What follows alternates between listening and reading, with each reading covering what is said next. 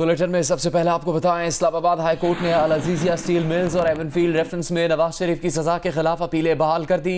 Prosecutor general नैब ने अदालत के सवाल पर बताया कि फैसला आने के बाद रेफरेंस वापस नहीं हो सकता। अपील को मेरिट्स पर सुनने के बाद फैसला करना जरूरी है। अमजद परवेज एडवोकेट ने कहा कि मरियम नवाज के एवनफील्ड रेफरेंस से बरियत के फैसले में अदालत ने वाज़ेह कर दिया था कि नैब नवाज शरीफ का किरदार भी साबित करने में नाकाम रहा है। मजीद जानिए उवैस यूसुफजई की इस रिपोर्ट में।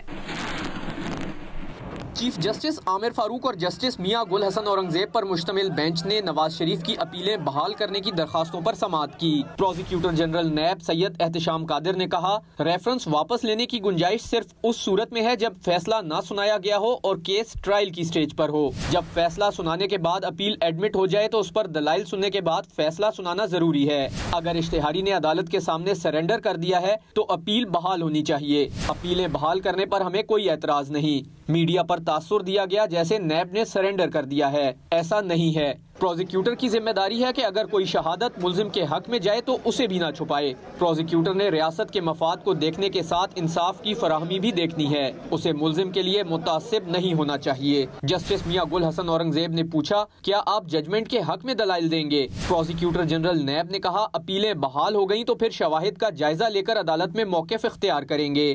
चीफ जस्टिस ने पूछा, क्या आप अपील कुनिंदा को गिरफ्तार करना चाहते हैं? प्रोसिक्यूटर जनरल नैब ने कहा, इस बारे में मैं पहले ही बता चुका हूं कि गिरफ्तारी नहीं चाहिए। चीफ जस्टिस ने सवाल किया, आपसे बतौर अदालती मुआविन पूछ रहे हैं कि अपील बहाल हुई तो जमानत का स्टेटस क्या होगा? प्रोसिक्यूटर जनरल नैब ने कहा, आप अपील कुनिंदा से दोबारा जमानती मचल के ले लें। अदालत ने दलाइल सुनने के बाद फैसला महफूज किया और फिर कुछ देर बाद अपीलें बहाल करने का फैसला सुना दिया। कैमरा और रिपोर्टिंग टीम के साथ उवैस यूसुफजई, जियो न्यूज़, इस्लामाबाद।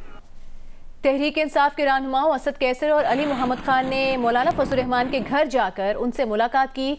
असद कैसर ने कहा कि इस मुलाकात में चेयरमैन पीटीआई समेत सबकी मर्जी शामिल थी। वो मौलाना फजलुर रहमान के घर उनकी खुशदामन के इंतकाल पर फातह खानी के लिए गए थे और ये हमारे कल्चर का हिस्सा है। दूसरी तरफ कैपिटल टॉक में गुफ्तगू करते हुए अली मोहम्मद खान ने कहा कि वो मौलाना फजलुर रहमान के घर ताज़ियत के लिए गए थे, कोई सियासी गुफ्तगू नहीं हुई।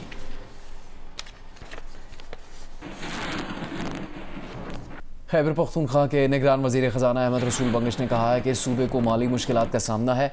सरकारी मुलाजिम की तनख्वाहों में कटौती की खबरें महज अफवाह हैं। विफाक के ज़िम्मे गुज़श्ता माली साल के 233 अरब रुपए वाजिबुल अदा है। निगरान वज़ीर आज़म ने सूबे के बकायाजात की अदायगी का यकीन दिलाया है। अहमद रसूल बंगश का कहना था कि सरकारी मुलाजमीन की तनख्वाहों से किसी किस्म की कटौती नहीं की जा रही। ये बात गैर रस्मी तौर पर ज़ेर बहस आई थी। निगरान काबीना ने फरवरी 2024 तक 4 माह के लिए 529 अरब रुपए बजट की मंजूरी दे दी है।